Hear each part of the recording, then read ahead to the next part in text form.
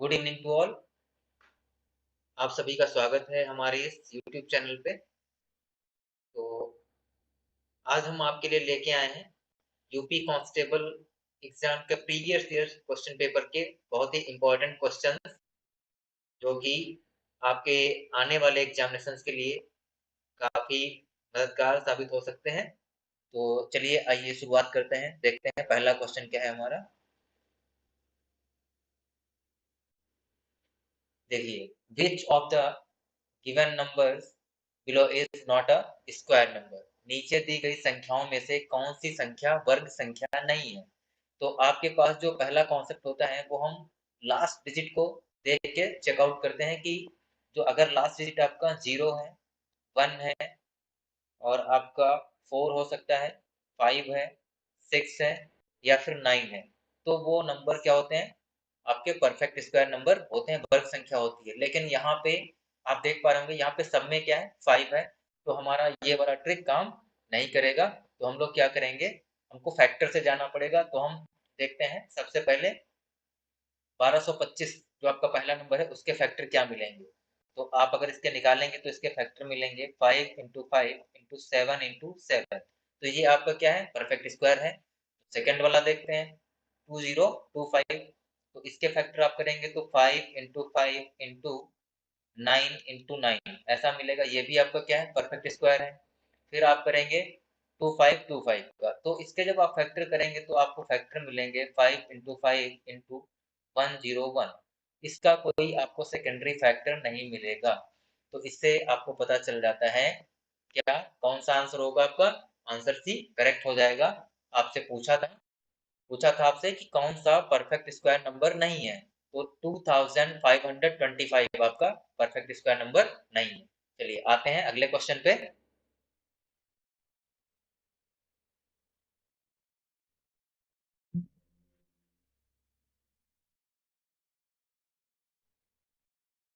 देखिए, अगला क्वेश्चन आपके सामने है, क्या कह रहा है, नीचे दी गई संख्याओं में से कौन सी संख्या वर्ग संख्या नहीं है। आपसे पूछ रहा है कि नीचे संख्याएं दी गई हैं, उसमें से आपको छांटना है कि कौन सी संख्या पूर्ण वर्ग यानी परफेक्ट स्क्वायर नहीं है।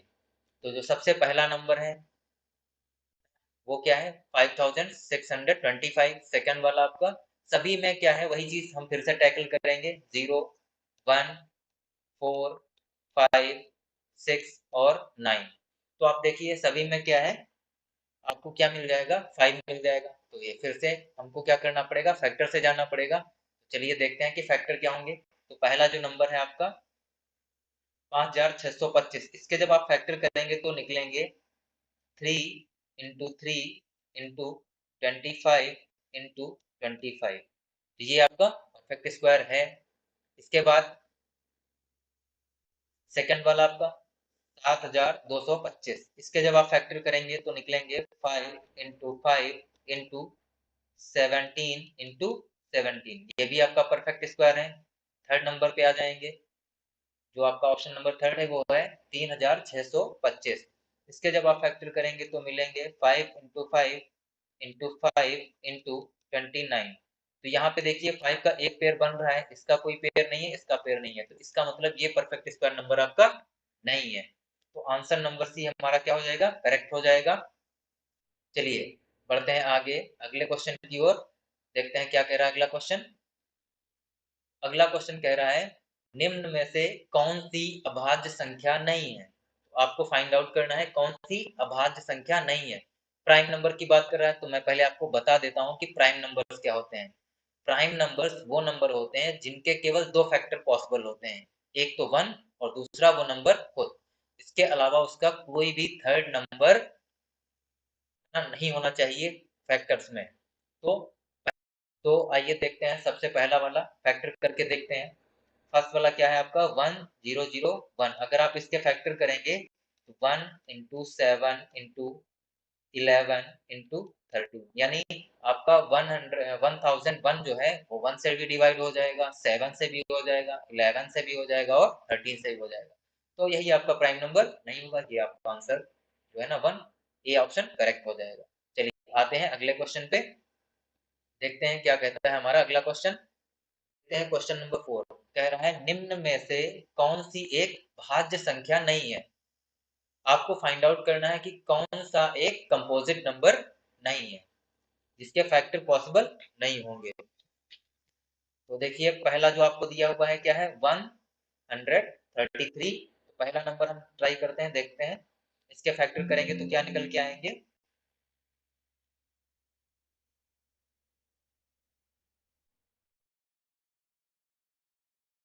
इसका फैक्टर निकल के आएगा 1 into 7 into 19 into 130। इसके बाद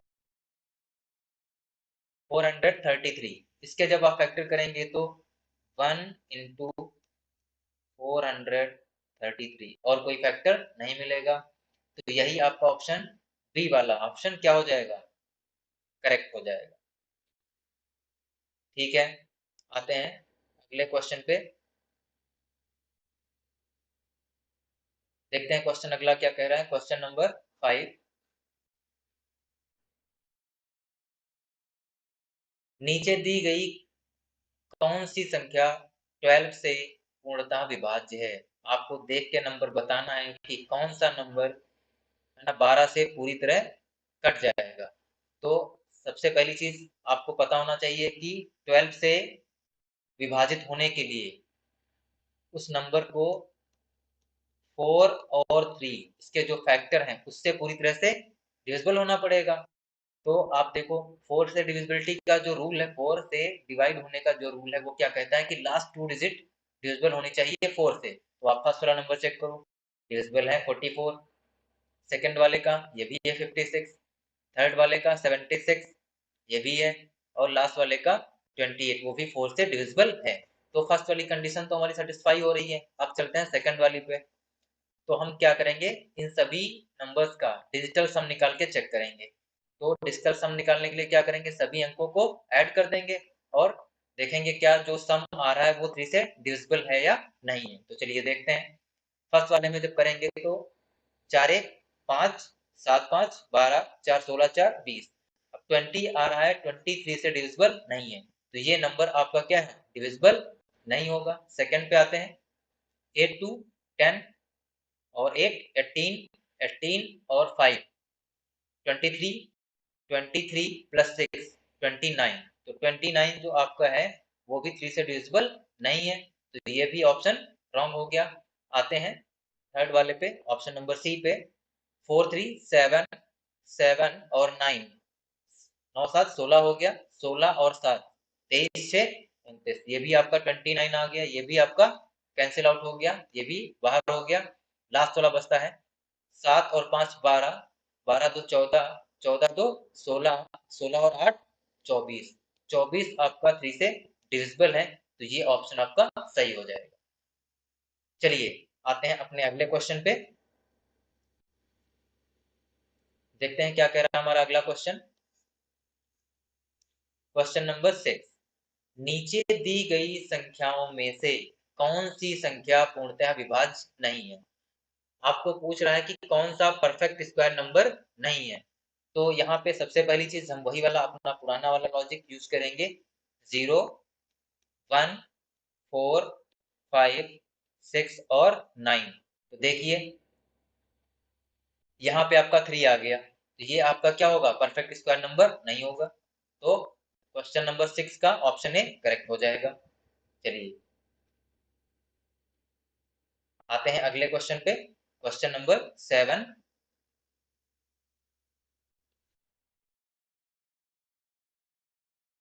क्वेश्चन नंबर 7 क्या है कि नीचे दी गई संख्याओं में से कौन सी संख्या 24 से पूर्णतः विभाज्य है। आपको चेक करना है जो ऑप्शन दिए गए हैं उसमें से कौन सा ऑप्शन आपका 24 से पूरी तरह डिविजिबल है। तो आपको पता होना चाहिए कि जो 24 से नंबर डिविजिबल होगा वो आपका 8 और 3 से कंप्लीट डिवाइड होना चाहिए। तो आपको 8 से डिविजिबिलिटी का रूल पता होना चाहिए कि लास्ट की जो 3 डिजिट्स हैं वो आपकी क्या होनी चाहिए, डिवाइड होनी चाहिए 4 से। तो फर्स्ट वाले ऑप्शन को चेक करते हैं पहले। तो आप देखोगे आपका नंबर डिवाइड हो जाएगा।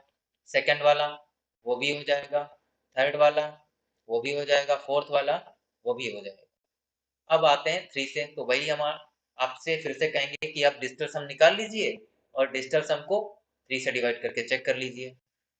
तो आप पाएंगे जब फर्स्ट वाला ऑप्शन आप चेक करेंगे 4 1 5 5 और 7 12 12 और 4 16 एंड 4 20 20 को आप 3 से डिवाइड करोगे तो कंप्लीटली डिविजिबल नहीं होगा, तो ये नंबर भी डिविजिबल नहीं होगा।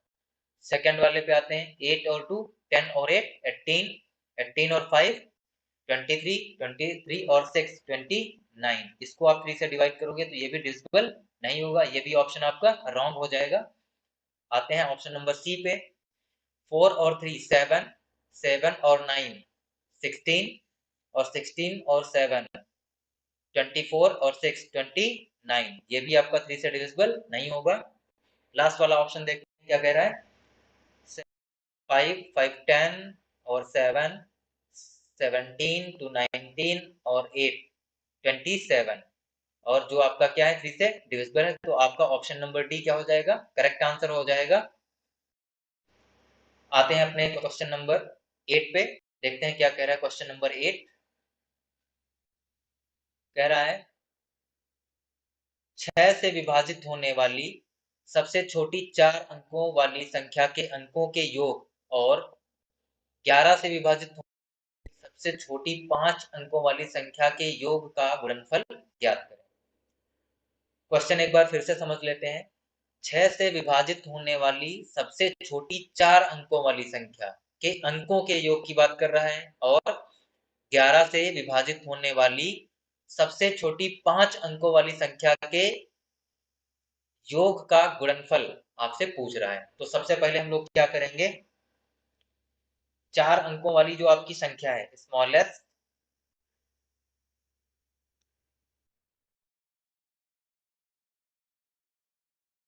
4 डिजिट नंबर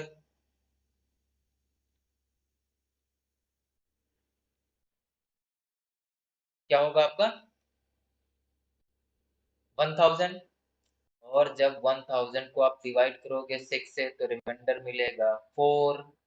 और अगर हम 4 में 2 ऐड कर दें तो बनेगा 6, जो कि क्या है 6 से कंप्लीटली डिविजिबल है। तो हमारा जो स्मॉलेस्ट 4 डिजिट नंबर है जो कि 6 से कंप्लीटली डिविजिबल है, डिविजिबल बाय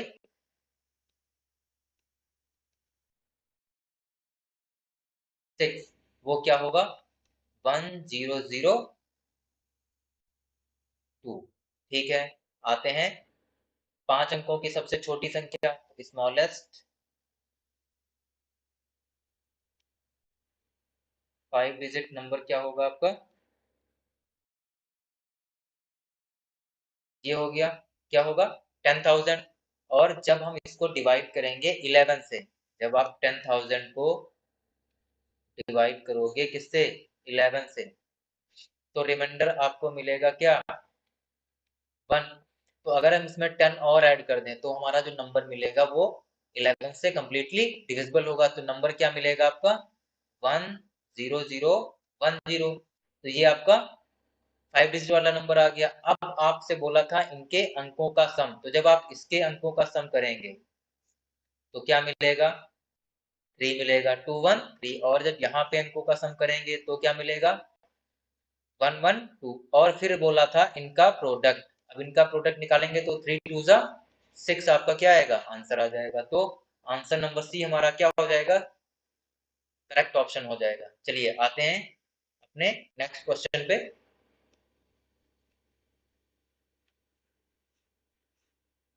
क्वेश्चन नंबर 9।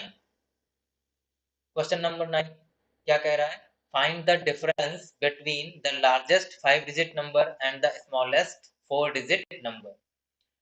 सबसे बड़ी 5 अंकों की संख्या और सबसे छोटी 4 अंकों की संख्या के बीच का अंतर ज्ञात करें।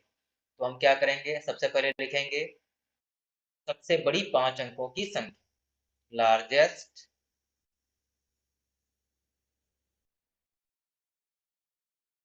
5 डिजिट नंबर क्या होगा आपका 9999 99,999 स्मॉलेस्ट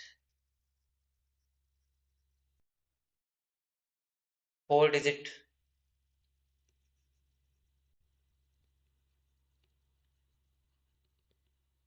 क्या होगा आपका 1000। फिर आपसे पूछा था अंतर, तो क्या करना है आपको सब्सट्रैक्ट कर देना है। तो आप देखो यहाँ पे क्या मिलेगा 9, फिर 9, 9, 9 माइनस 1 8 और आंसर आएगा आपका 98,999 98,999 यानी ऑप्शन नंबर सी आपका क्या हो जाएगा करेक्ट हो जाएगा। चलिए आते हैं अगले क्वेश्चन पे, जो कि आज के सेशन का हमारा क्या है लास्ट क्वेश्चन है कि किसी कक्षा के बच्चों के बीच मुफ्त नोटबुक बराबर बराबर बांटी गई। प्रत्येक बच्चे को मिली नोटबुक की संख्या बच्चों की संख्या का 1/8 थी। यदि बच्चों की संख्या आधी होती तो प्रत्येक बच्चे को 16 नोटबुक मिलती, तो कुल कितनी नोटबुक बांटी गई। तो क्वेश्चन में जैसा कि बता रखा है कि जितनी कक्षा में बच्चे हैं उतनी ही नोटबुक बांटी गई है, ठीक है। और प्रत्येक बच्चे को यानी हर एक स्टूडेंट को जितने कक्षा में बच्चे हैं की संख्या का 1/8 जो है ना नोटबुक मिलती है, ठीक है। उसके बाद अगर बोला है कि मान लीजिए बच्चे जो है ना क्लास में क्या होते आधे होते, जितने हैं उनके आधे होते, तो प्रत्येक बच्चे को कितनी नोटबुक मिलती 16 नोटबुक मिल जाती। तो आपसे पूछ रहा है कि कितनी कुल नोटबुक होंगी, तो आपको क्या करना पड़ेगा, मान लो लेट कर लेते हैं, अज्यूम कर लेते हैं, let number of students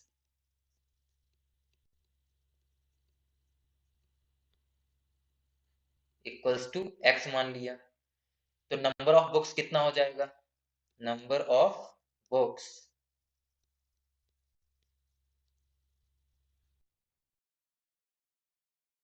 each child will get कितनी हो जाएगी x बाई 8। टोटल नंबर कितने हो जाएंगे बुक्स के, कुल कितनी बुक बांटी जाएगी टोटल बुक्स,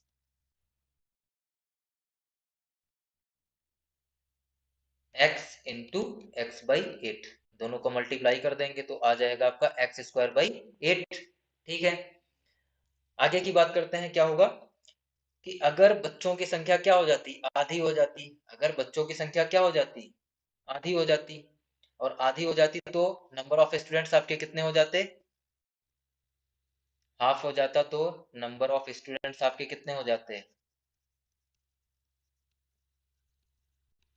हाफ हो जाते, यानी कितना हो जाता x/2 हो जाता। और जो आपकी बुक डिस्ट्रीब्यूट हुई है नंबर ऑफ बुक्स जो प्रत्येक बच्चा पा रहा है वो कितना हो जाता number of books each child get equals to कितना हो जाता x/2। उसने आपसे बोला है कितना 16 मिलती, तो अगर मान लीजिए आधा होता तो कितना मिलता 8x मिलती, ठीक है। अब बुक्स तो बराबर ही रहेंगी तो 8x और ये वाला पार्ट दोनों क्या हो जाएंगे बराबर हो जाएंगे, तो कितना हो जाएगा 8x equals to x² by 8। यहां से x का पार्ट कैंसिल और यहां से आपकी x की वैल्यू कितनी आ जाएगी 60, हमारे क्या गए ये जो आपका निकल के आया x वो क्या थे नंबर ऑफ स्टूडेंट्स, तो टोटल स्टूडेंट्स इतना है, बुक का डिस्ट्रीब्यूशन बोला था 64 इंटू 1/8। टोटल जो एक बच्चा बुक्स पाएगा वो कितना पाएगा 8 पाएगा। अब हर एक बच्चा 8 बुक पा रहा है, टोटल स्टूडेंट्स आपके 64 हैं, तो नंबर ऑफ टोटल बुक्स कितना हो जाएगा 64 मल्टीप्लाइड बाई 8, और आपका रिजल्ट आएगा 512 बुक्स। आंसर नंबर डी आपका करेक्ट आंसर हो जाएगा। तो आशा करते हैं कि हमारे द्वारा दी गई जानकारी और क्वेश्चंस आपको पसंद आए होंगे। ये जो सारे क्वेश्चंस हमने आपको करवाए, हम आपके लिए जो डेटा लेके आए थे ये प्रीवियस ईयर्स में आए हुए क्वेश्चंस के बेस पे था, और कहीं ना कहीं आपके एग्जाम्स के लिए बहुत ही हेल्पफुल रहेगा। तो बने रहिए हमारे साथ, और आज के लिए इतना ही, धन्यवाद।